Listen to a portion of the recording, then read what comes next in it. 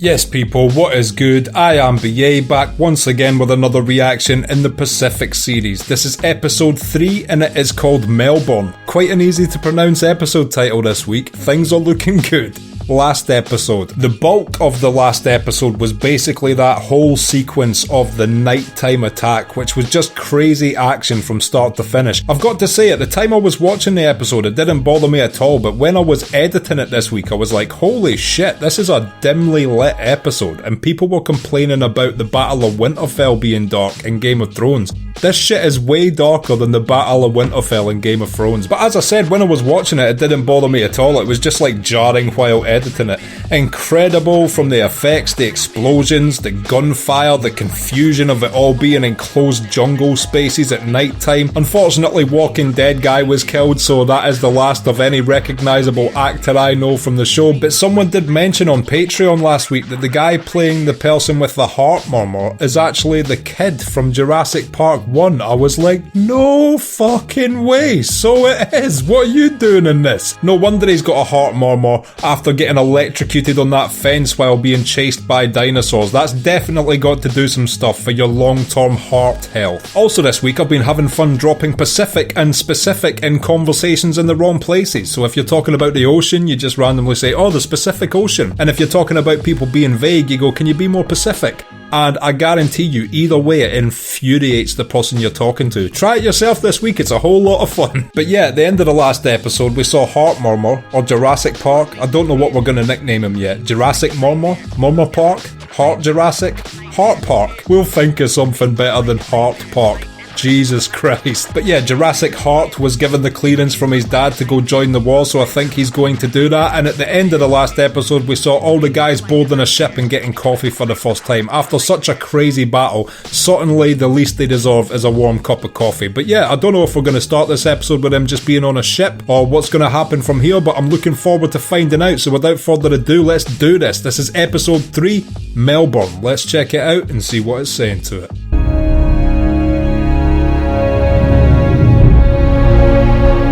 Horns and violins always sound so heroic. It made me wonder, like, did they have a sound for heroicism before the invention of those instruments, or was it just shitty like, plink, plonk, it's all we have just now? And some guy out there was like, that's not heroic enough, we need to invent something to illustrate the heroicism on display here. This charcoal is an unsung hero of this show, and the most beautiful shots of charcoal I have ever seen in my life. It's not like the most epic or nothing, but I've got to say this is one hell of a classy intro with the photography used and the music and shit. It just feels classy is how I would describe it. Everything's beautiful, like a painting. Oh well yeah, he definitely joins the war. That's him there in the intro. Thanks for spoiling that intro. Why is it called the Pacific? Were people not being accurate enough with their information? I know it takes place in the Pacific Ocean, but I don't know why they would call it that. See what I mean? So it's quite infuriating, isn't it?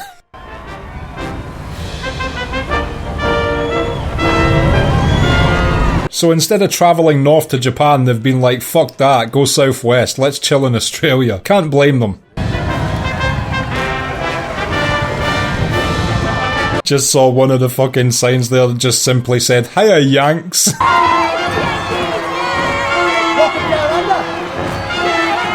That guy on the ship wasn't lying, they're definitely heroes. It's a nice welcome from Melbourne. I'm more of a Bayswater Perth man myself, but you know, righto. Australian accent's alright. You have to be good at accents when your natural one's Scottish. Bayswater Perth, alright. I literally took that accent from the movie Chopper. That's Chopper's accent. I don't even know if it's a general Australian one.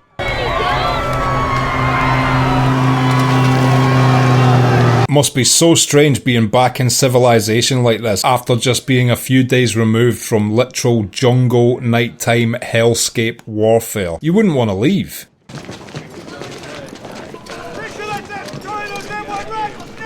Leckie literally looks like he's been shot out of a cannon. St. Mark's on Woodward. All Saints on North Hermitage. Guys dual wielding ice creams there. Just thinking about how shit the food was for them as well in the first 2 episodes. All this shit would be incredible. A blockbuster. You're sure gonna be trouble tonight, Cobber. I swear I know that actress from something. What the fuck has she been in? Where do I know her face from? Let you Yanks get your proper R&R. Quite a lot of you here now. Just arrived today? Oh, these guys seem like they're being antagonistic. I'd say it's a bit more like a game of roaches. Every step we take, and bloody hell, there's another Yank under our boot. I fucking knew it. If it weren't for us, you'd be guzzling sake with a pair of chopsticks up your ass, you stupid fuck. Nice to see allied nations getting along. Hey, beautiful.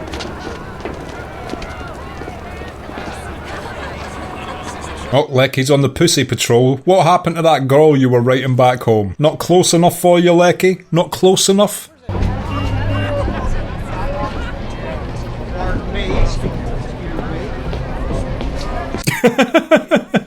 Dick swinging through the carriages. My invitation remains on offer. Grandad there was not impressed. Let's see you in the light of day.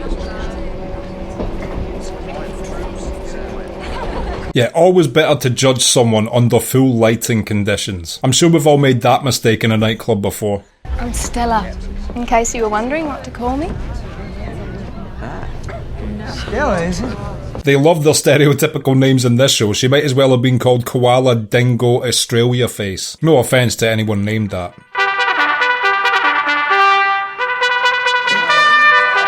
What a heroic instrument.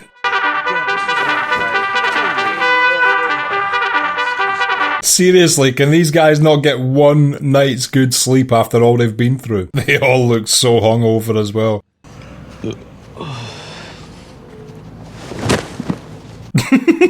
Fucking much respect to that stunt actor for doing a hands by the side faceplant. That shit is going to hurt regardless of how many stunts you've done. You are about to be awarded the Medal of Honor. Oh shit, nice. Well done, my friend. Okay, hey! Here. This is the most unprestigious announcement of a Medal of Honor in history. That's right. Take your time. A little closer. He has figured out a great way to get a very nice view there. Man's a genius. Every Marine in this establishment will produce a Liberty Pass or will return immediately to his billet. See, this shit's so unprofessional. I completely get both sides of it. Look, they've just been through hell. They deserve to unwind. But unwind in your base or be professional when you're out representing your country. Otherwise, you make your entire country look like a bunch of ignorant fucks. Saddle up, partner. Stealing an MP's Jeep, are you kidding me? Come on, I'll hop in. This guy might get his Medal of Honor taken right back off him if he keeps acting like this.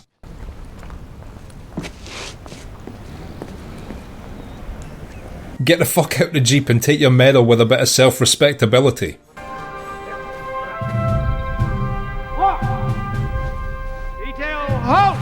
That was nice of Australia just to let them use the entire sports arena as their new base, by the way. Sergeant John Vassalon, while at great risk to his own life, fought valiantly. I wish I remember this guy from the last episode. There was a few people that did some really heroic shit. I don't know if he was one of the machine gun turret guys, or if he was the guy using the trench shotgun, or if he was the guy with the M1911 pistol. There was a few people doing some really heroic shit last episode. I just wish I remembered which role he played in it. It's very hard to tell. It was all at fucking pitch black night time in the jungle, so forgive me.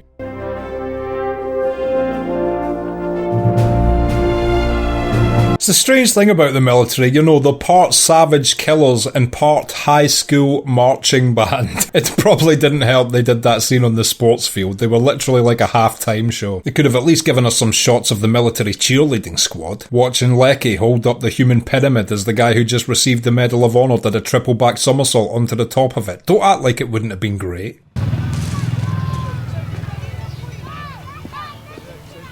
Would hate on him for that, but I have done it myself in times of dire need. Thank you, all the front garden rose growers of the world. You've helped out a lot of old school romantics in your time without knowing. So, what's your name then? Bob. Sobered up, are you, Bob? He seemed to pick them a bit too close. I'm surprised you didn't take one look at them and go, oh, my neighbour 2 doors down grows these. Strange that. What a grip! An American grip, eh?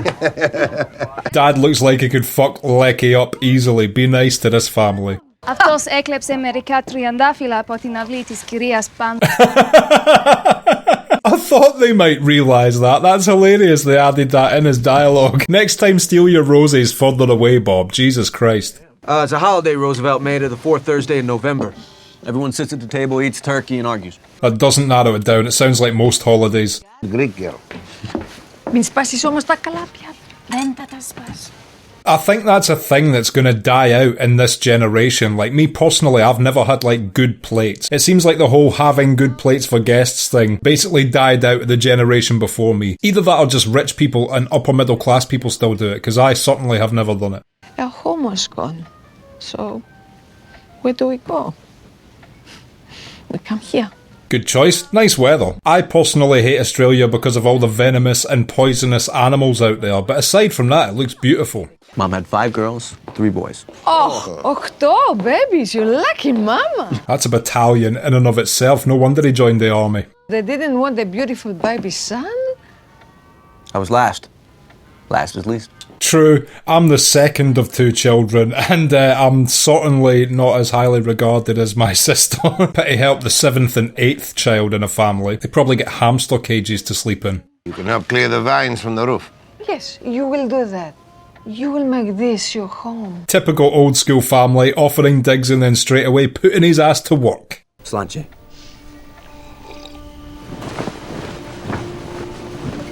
Now, is he gonna risk trying to fuck Stella under the family roof? Is the plot progression I'm curious about.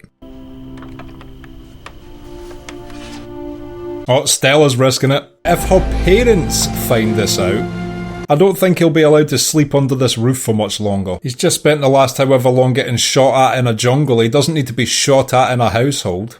No, stay right there. I think we should give it another go. Yeah, Stella wasn't impressed with your initial performance, Leckie. You're gonna have to reload the chamber on this one, my friend.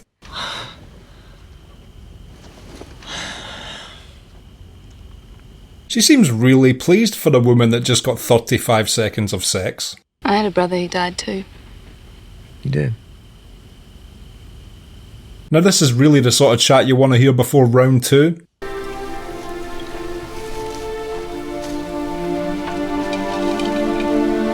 The parents are probably saving the fact they know he's just fucked their daughter to get more chores out of him. Like, yeah, you can clear the vines for the bed, but for fucking our daughter, you have to paint the entire house. Come on, Daniel's son. Wax on, wax off.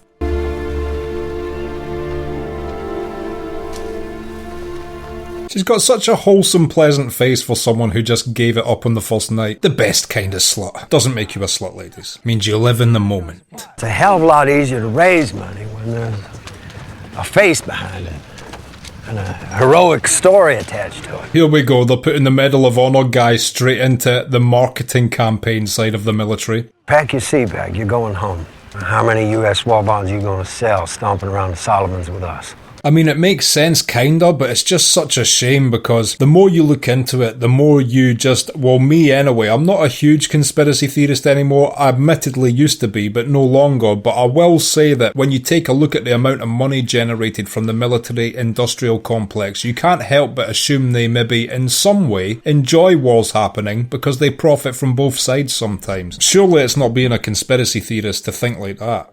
Oh, I like that. Shame on me. There's no shame in enjoying sex, Stella. Be ashamed of your stereotypical name instead. Side note, these two don't seem to be using protection. She is for sure getting knocked up with the amount of fucking they're doing.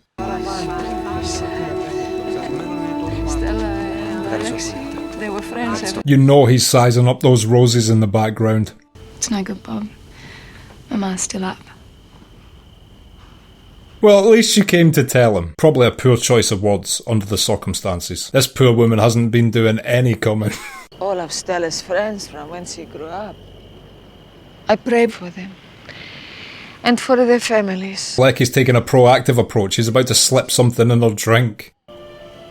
I am going to pray that you come back to us. Oh, that's nice of her mum. Especially since he's probably just impregnated her daughter. Pack up that gear and let's go! Shit, is this us back on mission? Semper Fi. Better gear up, brother. I always forget what that one means. What does Semper Fi mean? I know what gung-ho means. It's not what people think. It's not like charging into something single-handedly. It's like sort of an all-for-one, one-for-all-ish kind of quote. But what the fuck does Semper Fi mean? I'm sure it's some Latin shit. Keep your cane. I will keep my cane. Because it beats the hell out of the Springfield. No.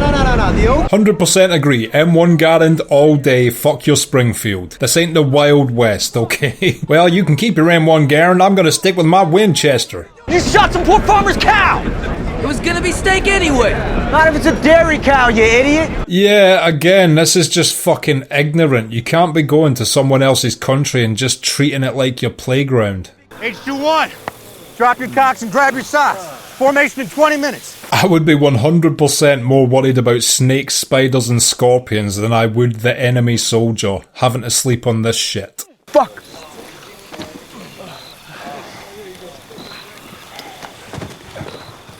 Is that just sores from marching, or will the sand do that to your bare feet? I've never slept on a beach.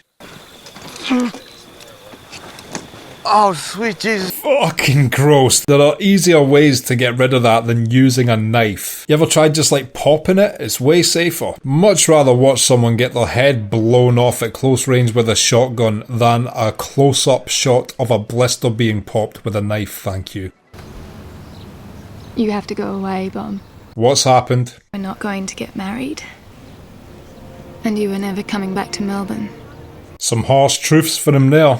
If you don't come back to us, I don't just lose you.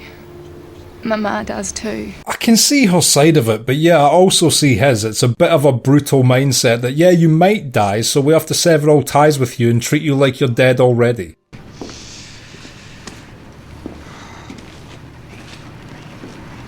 He's walking like a man with extreme blisters or someone who really needs a piss. Seriously, I gotta piss like terrible. You gotta cover for me, okay? I can't. Drunk as a skunk. 1 minute, 1 minute. Ah, okay, the second one. Manning this fucking post, Lieutenant. Are you out of your I'm mind? the fucking guard on guard, You dude. pull a fucking sidearm? Calm the fuck down, Leckie. That rejection has fucking destroyed his mental health instantly. He definitely should not have pulled his sidearm out like that. That's threatening behaviour with a weapon loaded. That guy was maybe even in his right to fucking shoot him for that.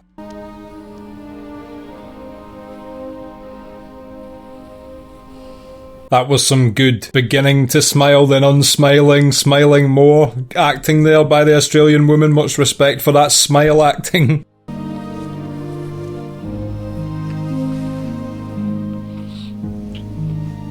This is certainly a completely different tone from the first two episodes. This episode is basically like, ain't Australian women hot? I've been sending my poker winnings home to her.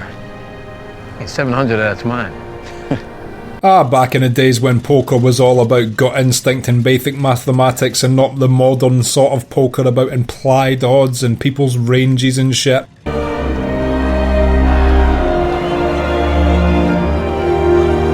It's the same sign holders as before. They've just reversed the opening shot of this episode and CGI'd the signs with goodbyes instead of hellos there.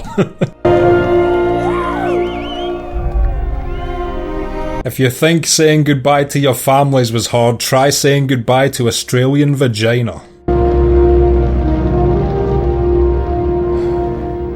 And that guy clearly wants to still be part of the battalion, still fighting the war, but, you know, they're sort of making a marketing campaign out of the guy, giving him a Medal of Honour, sending him home, and then getting him on the recruitment drive for some more money. Which I can see both sides of. It is going to help them in the long run if he manages to generate the funds necessary to provide them with more ammunition, better weapons, more food, etc. Okay, and that was episode 3 of the Pacific Melbourne, and I will be back in just a minute with my thoughts on that. So, Melbourne, what did I think of that? What a complete tone shift we got from the first 2 episodes. It was very interesting and entirely not what I was expecting when I sat down to watch an episode this week. We got to see individually how they were all handling their downtime. Some of them were just sort of disrespecting the allied nation they were in, shooting cows and fucking throwing glasses off walls and just being sort of disrespectful to the people welcoming them into their country as guests. Not the representation you want to be given of yourself when you're a visiting military unit, because it leaves that country just a bit jaded after you leave. Like, wow, they were all dicks, man. We welcomed them with open arms and they just treated us like shit. Now, that was a minority of the soldiers, not a majority, so I'm not going to paint them all with that brush, but a couple of those soldiers were being so disrespectful in someone else's nation. Leckie completely forgot about the woman he was writing back home as soon as he met a hot Australian chick, and yeah, he got some relaxation time, we'll put it like that, for a few days, you know, getting some pussy, which, after you'd been fighting in the jungle for months, is definitely what you would be wanting as a heterosexual man. Can't fault him for that. And I don't know whether to say it was a strong stance or a stupid one that woman ended up taking by telling him that they couldn't be together just in case he died and upset her mum. I don't know, I can understand, she's thinking from her perspective, my mum's already been through a lot, she's now getting attached to this guy, if he just doesn't come back she's going to be distraught. Trust me, your mother is a lot stronger than you give her credit for, and if she's already experienced all that brutality in her life, I don't think she'd lose too many nights sleep over the dead American she'd known for a couple weeks. Part of me thinks it was more the daughter just thinking, yeah, I've had my fling with an American soldier now, got that out of my system, just in case he dies, probably better to end it here. But we saw how that affected Leckie mentally, because when you're in such brutal situations, you're clinging on to these small moments of humanity you get to experience to keep yourself sane almost, and as soon as she rejected him, we saw his quick descent into not giving a fuckedness by the fact that he just got shit-faced, and then someone asked him to watch out for the post, and when a superior officer asked him what he was doing, he pulled out his sidearm on him. He's lucky he never got shot himself or put in military jail for that. I don't know if that scene we saw when he was in the room after that incident was a sort of jail system that he was temporarily placed in, but regardless, we saw him quickly deteriorate after being rejected. That's why it's never a good idea to bank your sanity on someone else. If you're a miserable person and you meet someone else and they all of a sudden make you happy, you can't give them that power that they are the ones keeping you sane, because anybody can just walk out your life. Anyone can just die. True mental stability comes from being comfortable and happy in yourself, and I understand how hard that would be to do in a time of war.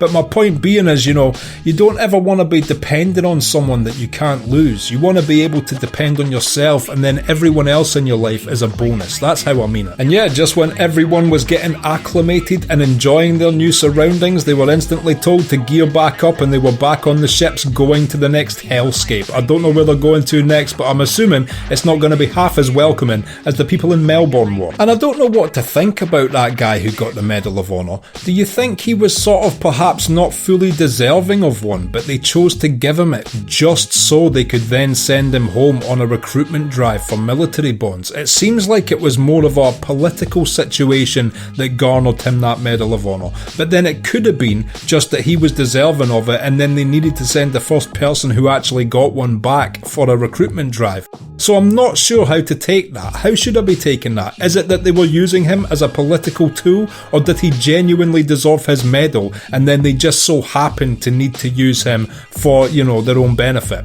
Because technically everybody in that jungle who survived deserved a fucking Medal of Honor. Did you see the last episode? Everyone had their backs against the wall, everyone was staring certain death in the face, and almost all of our main characters did some heroic shit, got some good kills, and saved their own skin and thus the skin of their fellow soldiers. So how were more of these guys not deserving of a Medal of Honor? That's the one thing that makes me think it might have just been a political play for that poor guy. But regardless, he didn't look happy to be getting sent home on a plane. He definitely wanted to still be there with the rest of his company. But yeah, I'm sure after a few weeks of being back to some place where he's not just eating rice and raisins, he'll be like, you know what, this shit ain't so bad. And I feel like this episode took the viewer on the same break from the craziness as the Marines themselves had, and next episode we're going to be right back into the shit with them. And I can't wait to see what bloodbath awaits us next week. If you've liked this video, click like, subscribe to the channel to see more videos like this, ring the bell to be notified as to when they drop. If there's anything you want to talk about, comment down below